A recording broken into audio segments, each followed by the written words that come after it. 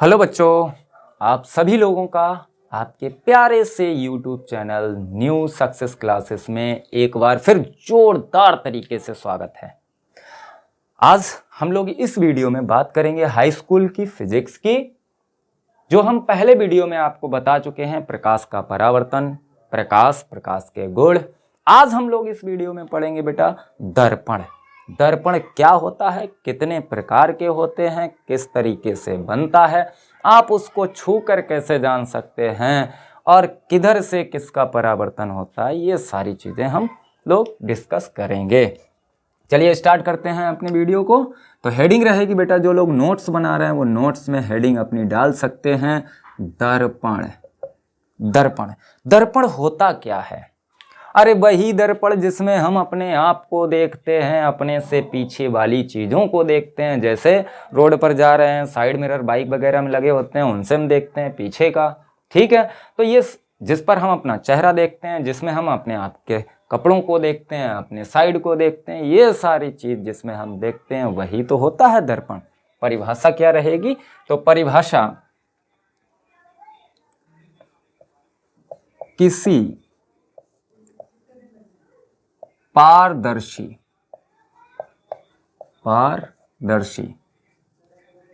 कांच के कटे भाग के किसी एक पृष्ठ पर इस प्रकार पॉलिश की जाए। अब पॉलिश किसकी होती है? तो पॉलिश हम पीवी की कर सकते हैं, जिंक की कर सकते हैं, और एजी की कर सकते हैं।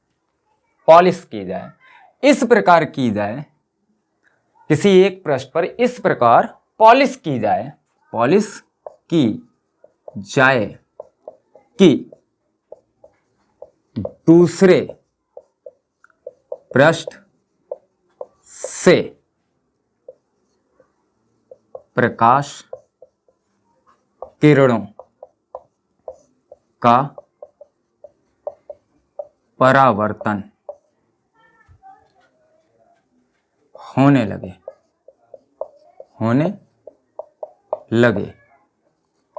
इस प्रकार बनी युक्ति को दर्पण कहते हैं।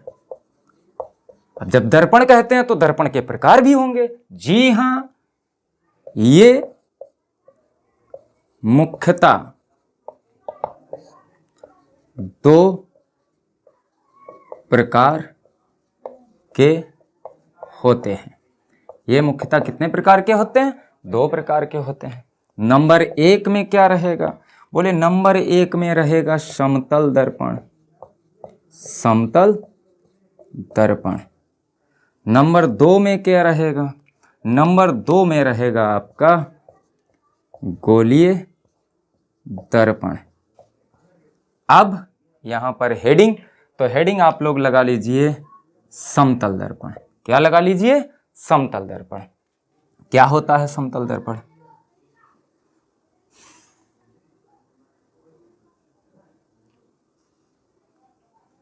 किसी समतल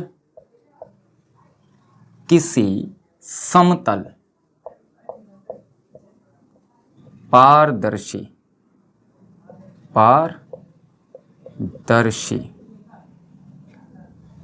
कांच का कटा ऐसा भाग जिसका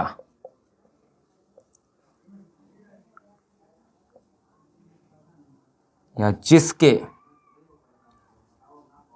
एक पृष्ठ पर इस प्रकार पॉलिश की जाए कि दूसरे पृष्ठ से प्रकाश किरणों का परावर्तन होने लगे। समतल दर्पण कहलाता है। समतल दर्पण कहलाता है। देखिए यहां पर हमने परिभाषा जो लिखी है, किसी समतल पारदर्शी कांच का कटा ऐसा भाग जिसके एक पृष्ठ पर इस प्रकार पॉलिश की जाए कि दूसरे पृष्ठ से प्रकाश किरणों का परावर्तन होने लगे, समतल दर्पण कहलाता है। अच्छा, अगर दूसरे शब्दों में इसकी परिभाषा हम लिखना चाहें तो दूसरे शब्दों में इसकी परिभाषा हम इस तरीके से लिख सकते हैं। इसको थोड़ा साफ कर दें। चलिए, दूसरे शब्दों में ऐसे भी परिभाषा लिख सकते हैं। क्या दूसरे शब्दों में ऐसा दर्पण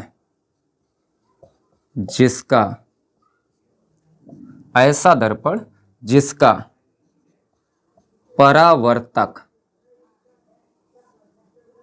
पृष्ठ समतल हो, जिसका परावर्तक पृष्ठ समतल हो, समतल दर्पण कहलाता है। ये आपकी छोटी सी डेफिनेशन है। ये आपको किताबों में भी मिलेगी, कई किताबों में ये भी आपको मिल जाएगी। दोनों परिभाषा मैंने आपके सामने लिख दी हैं।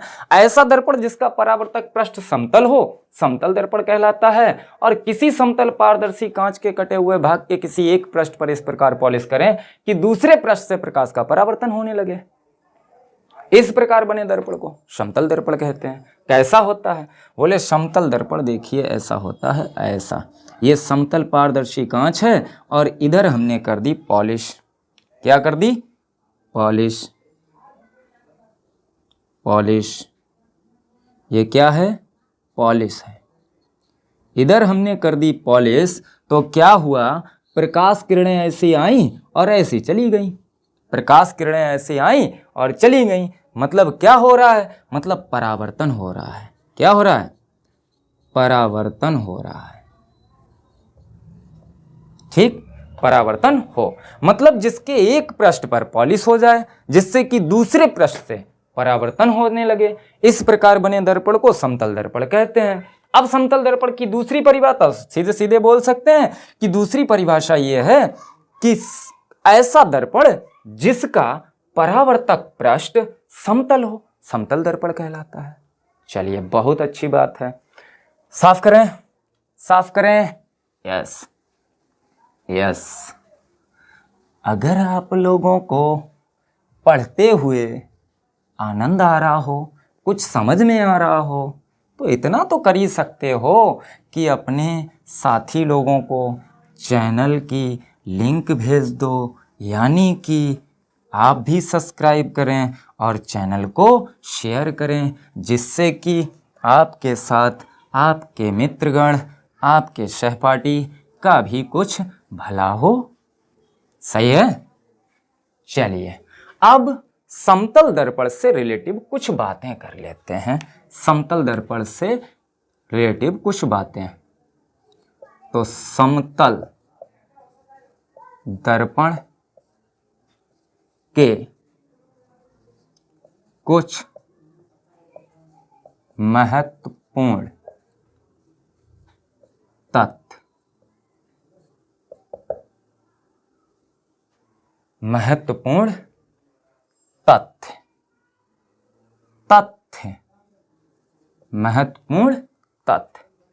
ठीक, अब समतल दर्पण के कुछ महत्वपूर्ण तथ्य क्या होते हैं?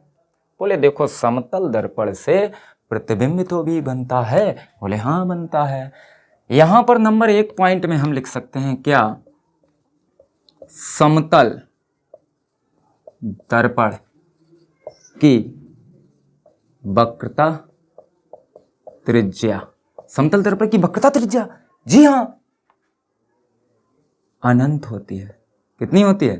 अनंत होती है। यानी कि समतल दर्पण की वक्रता त्रिज्या अनंत होती है। कितनी होती है? अनंत होती है। दूसरा, अगर बेटा वक्रता त्रिज्या अनंत है तो यहां पर लिख सकते हैं समतल दर्पण की फोकस दूरी अनंत होती है। क्या लिख सकते हैं? अनंत होती है। क्या भाई? क्या भाई? यस, अगर वक्रता त्रिज्या अनंत होती है तो फोकस दूरी भी अनंत होगी। तीसरा पॉइंट, समतल, ये ध्यान रखना, समतल दर्पण से ही रिलेटिव सारी बातें हैं। समतल दर्पण के सामने जितनी दूरी पर वस्तु रखी होती है उतनी ही दूरी पर प्रतिबिंब बनता है। जितनी दूरी पर वस्तु रखी होगी उतनी ही दूरी पर प्रतिबिंब बनता है। वस्तु और दर्पण के बीच की दूरी को थोड़ा आगे पढ़ेंगे। वस्तु और दर्पण के बीच की दूरी को v से लिखते हैं, वो सॉरी u से लिखते हैं, और प्रतिबिंब और दर्पण के बीच की दूरी को u से लिखते हैं। तो यही यानी कि u जो होगा v के बराबर होगा। जहां लिखना चाहो तो यहीं पर लिख सकते हैं, जहां u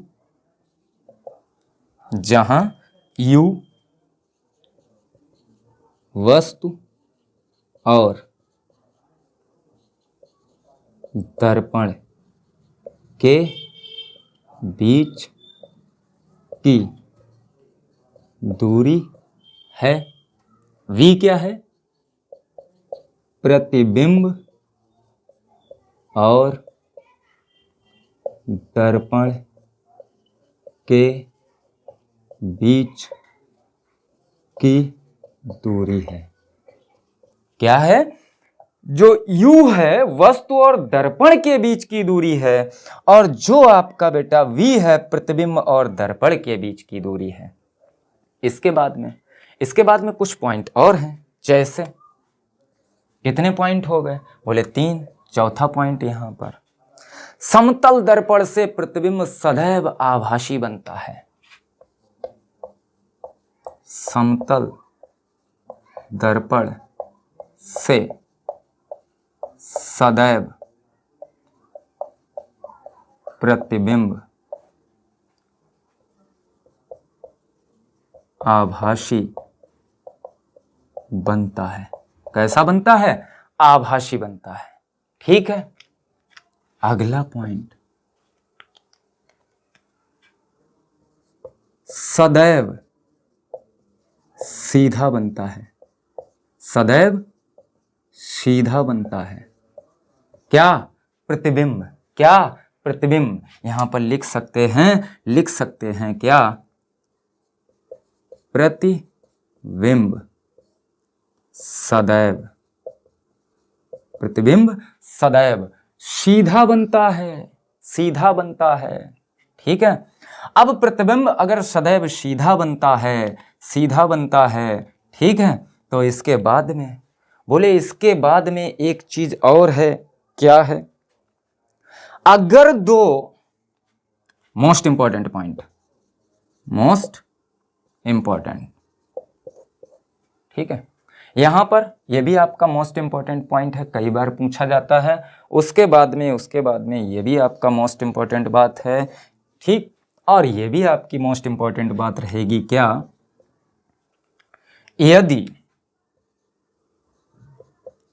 यदि दो समतल दर्पण एक दूसरे के साथ किसी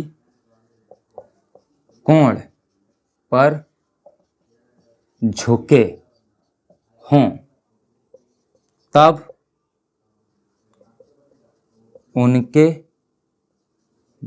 बीच रखी वस्तु के प्रतिबिंबों की संख्या।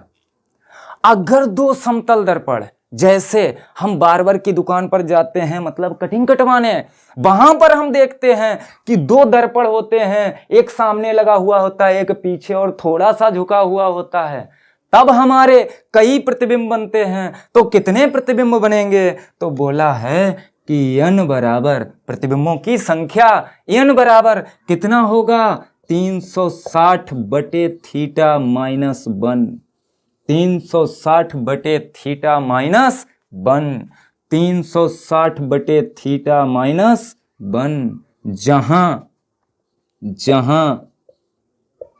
थीटा दोनों दर्पणों के बीच कोण है।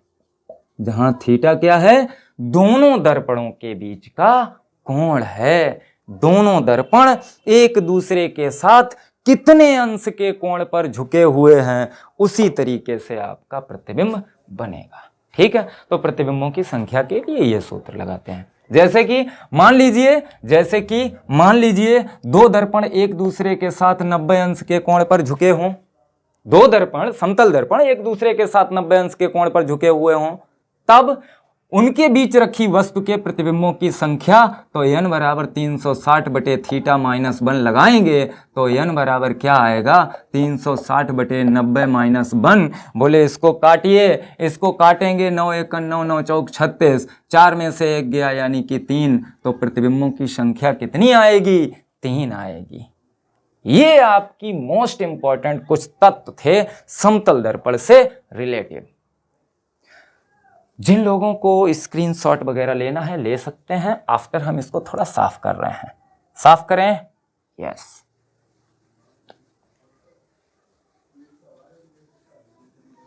इसके बाद में सेकंड हेडिंग क्या थी याद करिए उसको, जो अभी हमने थोड़ी देर पहले बोला था कि दर्पण आपके दो प्रकार के होते हैं। दर्पण आपके दो प्रकार के होते हैं, तो उसमें दूसरा दर्पण कौन सा था? दूसरा दर्पण कौन सा था? तो दूसरा दर्पण आपका कौन सा था? याद आया? यस, याद आ गया सर, आ गया याद, आ गया। क्या था? हेडिंग गोलीय दर्पण। गोलीय दर्पण क्या होता है? गोलीय दर्पण की अगर हम बेटा परिभाषा लिखें तो हम सीधे सीधे भी बोल सकते हैं। क्या बोल सकते हैं? ऐसा दर्पण तो हम पढ़ चुके हैं ना कि दर्पण क्या होता है, तो हम यहां सीधी सीधी परिभाषा लिखेंगे। ऐसा दर्पण जिसका परावर्तक पृष्ठ गोलीय हो, ठीक, या वक्र नुमा हो। क्या बोल सकते हैं? या तो गोलीय हो या वक्रनुमा हो। ऐसा दर्पण जिसका परावर्तक पृष्ठ गोलीय हो या वक्रनुमा हो, गोलीय दर्पण कहलाता है। क्या कहलाता है? गोलीय दर्पण कहलाता है। ठीक है, अब गोलीय दर्पण भी आपके दो प्रकार के होते हैं, तो ये मुख्यतः दो प्रकार के होते हैं। कितने प्रकार के होते हैं? दो प्रकार के होते हैं। अब दो प्रकार के होते हैं तो कौन कौन से होते हैं? तो नंबर 1 में आता है आपका क्या? बोले अवतल दर्पण।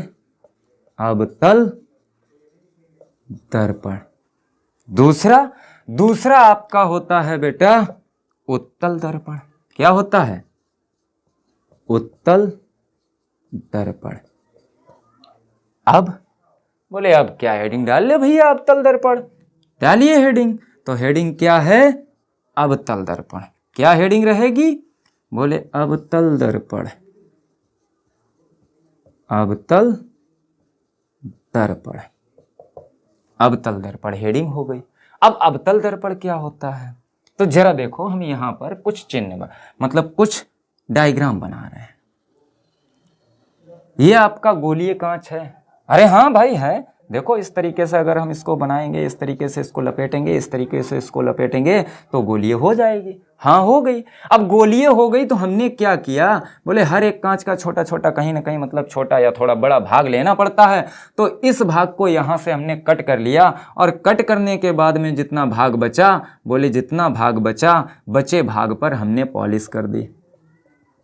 तो अगर बेटा हम इस तरफ पॉलिश कर रहे हैं तो परावर्तक पृष्ठ इस तरफ होगा।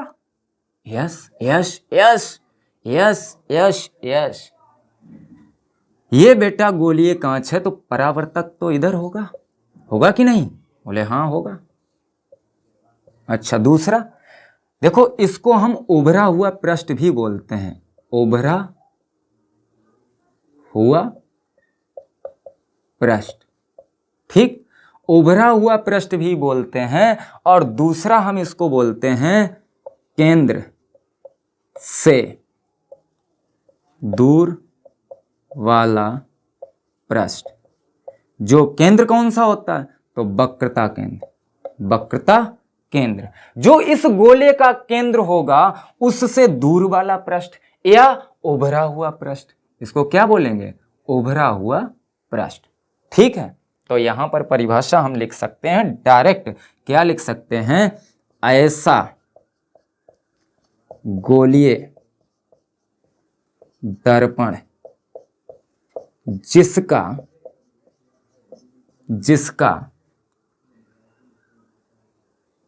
केंद्र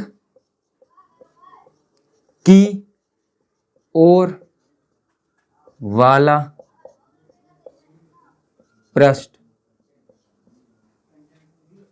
ऐसा गोलीय दर्पण जिसका केंद्र की ओर वाला पृष्ठ, या इसको हम दबा हुआ पृष्ठ भी बोल सकते हैं। क्या बोल सकते हैं? दबा हुआ पृष्ठ।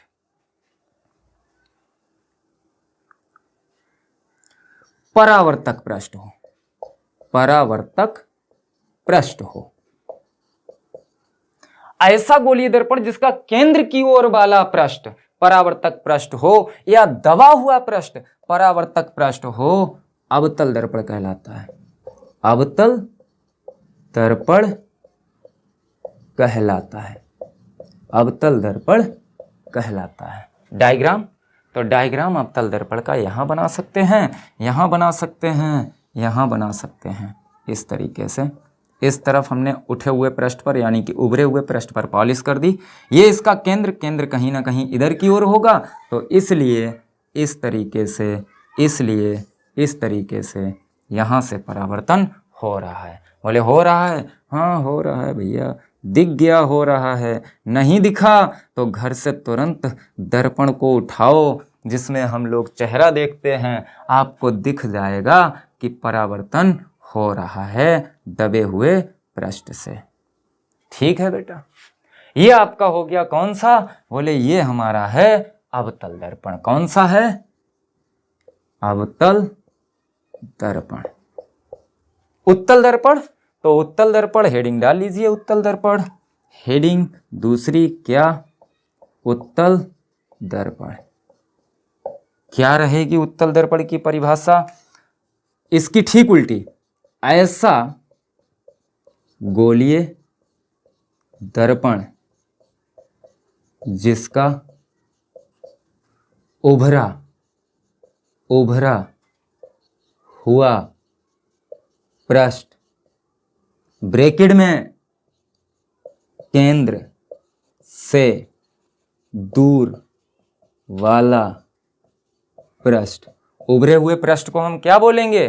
केंद्र से दूर वाला पृष्ठ कैसा होना चाहिए? परावर्तक पृष्ठ होना चाहिए। परावर्तक पृष्ठ हो या होता है। उत्तल दर्पण कहलाता है, उत्तल दर्पण कहलाता है।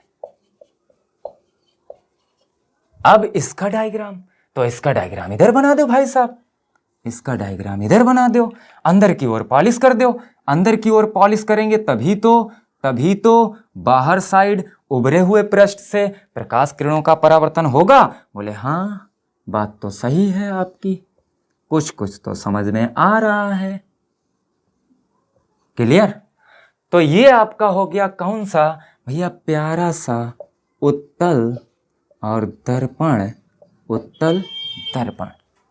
आज के वीडियो में इतना ही। अगर आप लोगों को वीडियो पसंद आया तो लाइक, शेयर और कमेंट जरूर करें। तब तक के लिए अगले वीडियो का इंतजार कीजिए। डेली आपको वीडियो मिलते रहेंगे। फिलहाल में इंतजार नहीं करना पड़ेगा, लेकिन फिर भी इस वीडियो को पढ़ने के बाद में कुछ लम्हे तो इंतजार करना ही पड़ेगा।